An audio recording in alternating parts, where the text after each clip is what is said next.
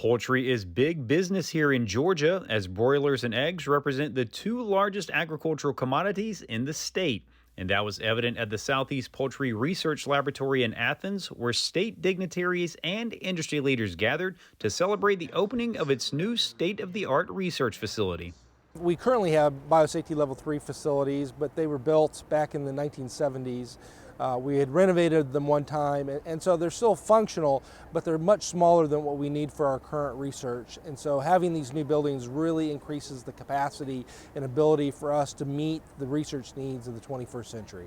This new space will not only increase efficiency by consolidating from 3 buildings down to 1, but also the capacity with a number of highly specialized rooms. The big upgrades that we have to this building is we have a biosafety level 3 ag room, which allows us a much bigger space to do different types of experiments. So it's basically it's a very large open room, but it's airtight, and it allows us to work with these viruses again safely, but allows us to do vaccine studies and other experiments that we wouldn't have been able to do in our current facilities. And they will soon have company, as this facility will also house a genomics lab that is currently being transitioned from East Lansing.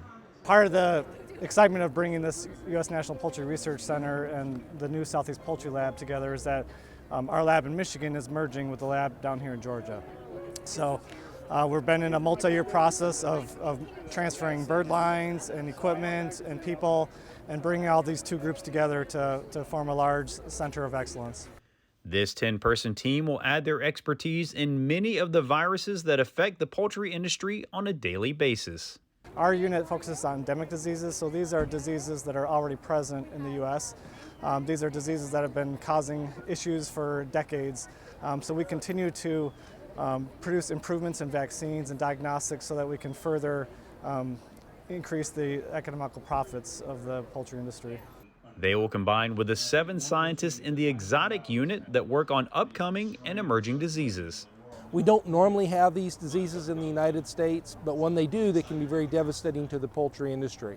And so our work is, again, designed to help diagnose it, to have a rapid response, to characterize these viruses, to help APHIS, our sister agency, respond to these outbreaks. I always like to say that Southeast Poultry is really the poultry industry's insurance policy. We never want these diseases to occur in our poultry populations, but if they do, you want a group of experts who know the viruses inside and out and can help you respond to those outbreaks when they do occur.